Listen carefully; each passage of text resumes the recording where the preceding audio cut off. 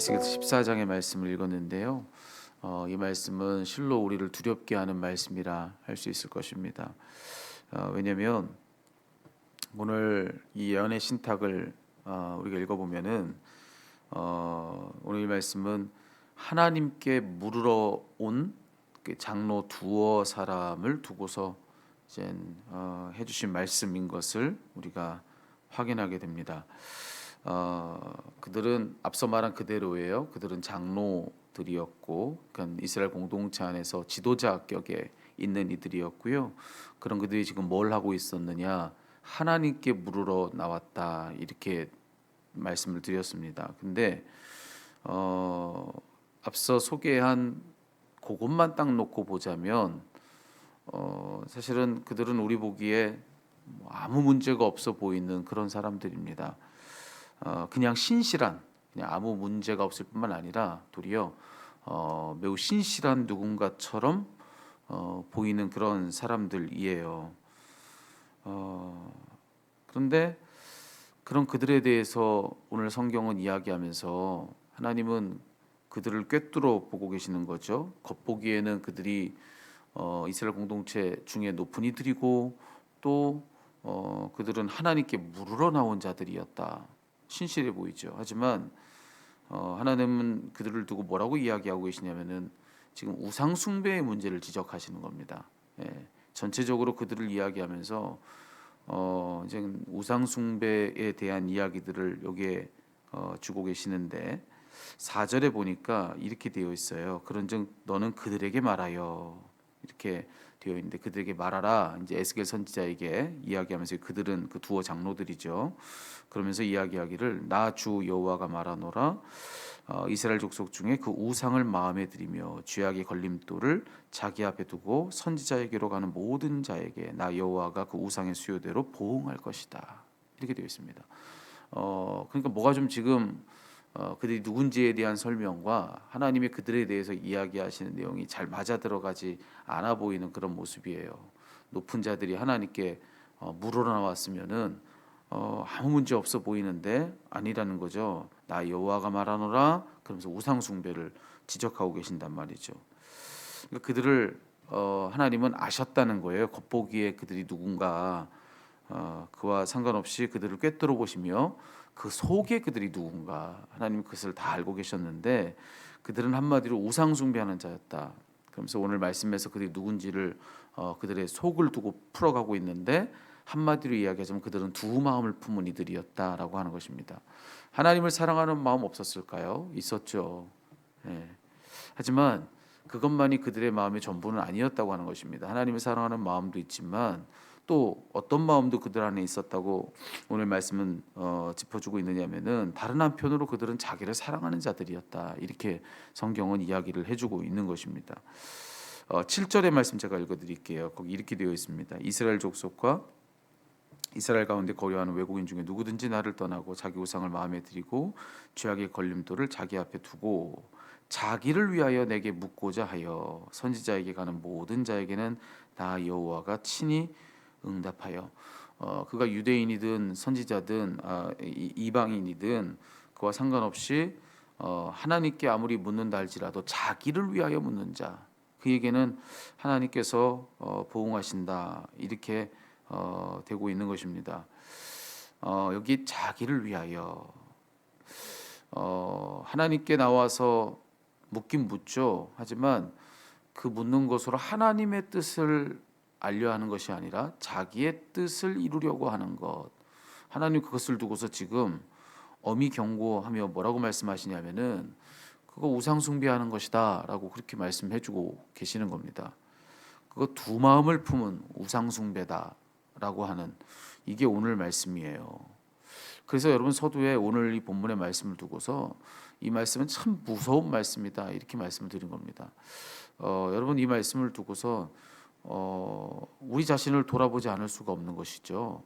그러니까 우리가 생각할 때 우리가 누군가 근데 정말로 그게 하나님 보시는 나와 비교할 때 어떨까? 혹시 오늘 우리가 이 말씀에서 보는 바와 같이 우리 볼 때는 그냥 겉보기만 놓고 볼 때는 하나 문제 없고 오히려 신실해 보였는데, 근데 속을 꿰뚫어 보신 하나님은 우리가 보지 못하는 그들 속에 있는 우상 숭배의 마음, 그들의 속에 품었던 그 두 마음, 그걸 지금 경고하신단 말이죠. 근데 이와 같이 겉으로 보이는 것, 그 안에 속에 든 것까지 보시는 하나님, 자, 그런 하나님이시라고 한다면 그 하나님 앞에서 나는 괜찮나? 이런 마음이 이 말씀을 읽으면서 들지 않을 수가 없는 것이죠. 오늘 참 더 무서운 대목은 뭐냐면은, 우리는 하나님께 나와서 묻는 걸로 된 것 같은데, 그러면 나 충분히 괜찮은 것 같았는데, 오늘 성경에 보니까 자기를 위해서 묻는 자, 그는 두 마음을 품은 자다, 이렇게 말씀하신단 말이죠. 여러분, 그렇다고 한다면 정말로 이 말씀 앞에서 자신 있으세요? 나 괜찮다 이렇게 이야기할 수 있겠습니까? 그래서 이 말씀이 두려운 겁니다. 우리의 신앙생활 하나하나를 좀 살펴보자면은 우리 예배, 또 우리의 기도, 우리의 찬양, 성경을 읽는 것, 그리고 우리가 교회에서 하는 모든 친교, 그러니까 우리 신앙생활의 구체적인 이런 영역들을 다 놓고 생각할 때 오늘 앞선 이 하나님의 경고대로로 간다면은 그 주된 목적이 지금 어디에 가 있느냐, 이걸 지금 하나님 따지시는 거거든요. 그냥 하나님께 나와서 묻는 것, 그것만으로 괜찮다 말씀하시는 거 아니에요. 무엇을 위해 묻느냐, 이걸 지금 얘기하시는 거잖아요. 그럼 우리의 신앙생활의 구체적인 영역들을 두고서 그냥 그런 모든 신앙생활의 구체적인 영역들을 내가 다 문제없이 수행하며 사는 것, 그것만으로 나 괜찮은가? 무엇을 위해 그걸 그렇게 하고 있는지를 우리 점검해 봐야 된다고 하는 것입니다. 이 말씀대로로 간다면. 그냥 예배하고 그냥 기도하고 그냥 찬양하고 그냥 성경을 읽고 그냥 친교하는 거, 그것만으로 내 신앙 괜찮다라고 말할 수가 없다고 하는 것이죠. 그러니까 오늘 엄격하게 이 말씀을 적용하자면은, 여러분, 우리가 참 두려운 거예요. 내 예배는 과연 하나님을 높이고 있나? 예, 예배는 하나님을 높이는 건데 내 예배에 정말로 하나님을 높이려고 하는 목적이 온전한가? 나는 그냥 예배 자리에 나와 있으면 됐다고 생각했는데, 그 예배를 통해서 내가 궁극적으로 높이려고 하는 대상이, 만족시키려고 하는 대상이 하나님이신가? 아니면 나인가? 이 질문이 우리에게 필요하다고 하는 것이죠. 그러니까 한 번의 예배를 드리면서 이 예배를 통해서 하나님이 만족을 받으셨을까라고 하는 고민을 가지고 이 예배 현장을 떠나는지, 아니면 이 예배를 드리면서 오늘 내게 은혜가 있었는지 없는지, 내가 오늘 은혜 받았는지, 어떤 그날의 모든 예배의 모든 것들을 가지고 내가 오늘 만족했느냐 안 했느냐를 내가 오늘 따져가면서 오늘 예배가 어땠는지를 내가 돌아보고 있는가. 그러니까 여러분, 고민해 볼 필요가 있다고 하는 것입니다. 오늘 내가 은혜 받았어 라고 이야기할 때, 또 나 오늘 내가 은혜를 못 받았어 라고 얘기했을 때, 여러분, 그 말하는 그 모든 것들이 하나님을 만족시켰는가 아닌가를 놓고 고민하고 있는 건지, 아니면 내가 오늘 예배를 통해서 만족했는가 아닌가를 놓고 고민하는 것인지, 이걸 살펴볼 필요가 있다고 하는 것입니다. 기도하죠, 우리요. 근데 기도하는 것만 가지고 충분한가? 내 기도가 정말로 하나님의 뜻을 이루는 데 관심이 있냐는 거예요. 이 기도를 통해서 정말로 우리 늘 우리 주기도문 하듯이 하늘의 뜻이 이 땅에 이루어지는 것, 하나님의 뜻이 이 땅 가운데 이루어지는 것, 늘상 우리가 이 주기도문 얼마나 많이 합니까? 늑상 습관처럼 우리의 기도 생활 가운데 빠지지 않는 기도지만, 정말로 나의 모든 기도의 열심을 가지고 궁극적으로 내가 이루려고 하는 그 대상이 정말로 하나님이신지 아니면 내 뜻인지, 내 기도의 열심은 언제나 목적이 내가 뜻하는 어떤 것들을 이루려고 하는 데에 방점이 찍혀 있는 것은 아닌가, 요거 우리 살펴봐야 된다고 하는 것입니다. 찬양, 여러분, 찬양을 하나님을 기쁘시게 하는 거죠. 근데 이 찬양을 통해서 내 모든 관심과 촉각이 이 찬양을 통해서 내 감정의 움직임이 어떠한지, 그러니까 이 모든 것을 통해서 내가 기쁨을 누리려는데 목적이 가 있는 것은 아닌가. 이 찬양이 무슨 고백을 가지고 있는지 관심 갖지 않는 겁니다.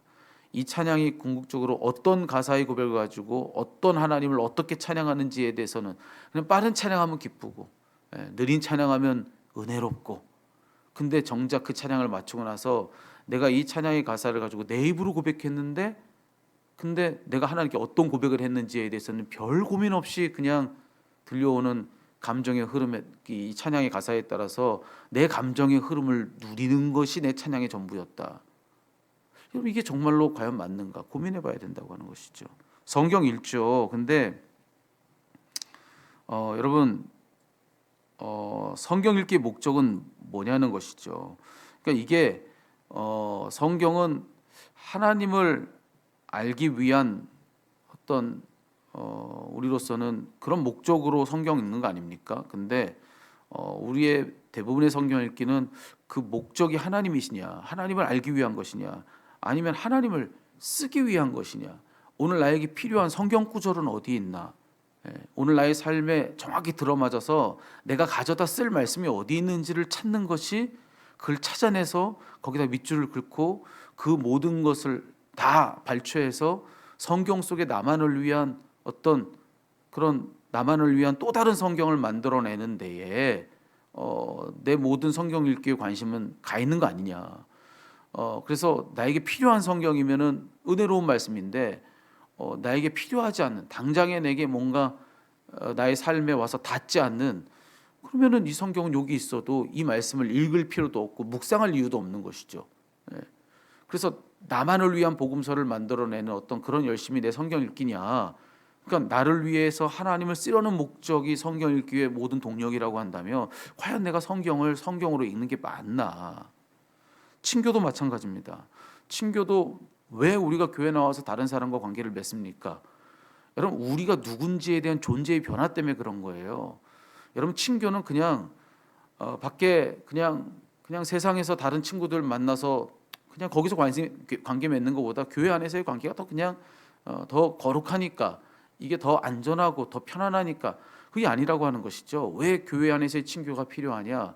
내 존재의 변화 때문에 그런 거예요. 예수 그리스도로 말미암아서 일어난 내 존재의 변화는 뭐냐? 내가 하나님의 자녀가 된 것이죠. 하나님의 자녀가 되었고, 그렇게 하나님의 자녀된 모든 이들과 더불어서 나는 실제로 혈육을 나눈 형제요 자매처럼 된 것입니다.